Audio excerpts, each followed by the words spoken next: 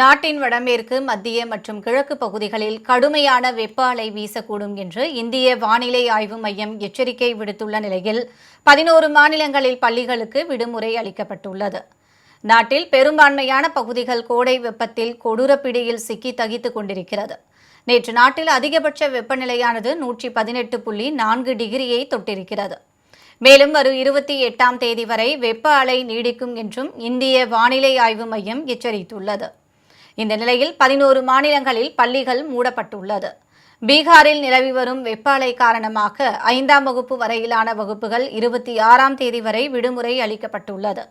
அதே சமயம் 6 முதல் 8ஆம் வகுப்பு வரையிலான மாணவர்களுக்கு காலை 10:30 மணி வரை மட்டுமே வகுப்புகள் நடைபெறும் என தெரிவிக்கப்பட்டுள்ளது. மேற்கு வங்கத்தில் மே 31ஆம் தேதி வரையும், டெல்லியில் ஜூலை 1 வரையும், தெலுங்கானா மற்றும் ஆந்திராவில் ஜூன் 11 வரையும், உத்தரப்பிரதேசம் மற்றும் சத்தீஸ்கரில் ஜூன் 15 வரையும், ராஜஸ்தானில் ஜூன் 20 வரையும், ஹரியானாவில் ஜூன் 30 வரையும், பஞ்சாப் மாநிலத்தில் ஜூலை 1 வரையும், ஒடிசாவில் மறு அறிவிப்பு வரும் வரையும் விடுமுறை அறிவிக்கப்பட்டுள்ளது.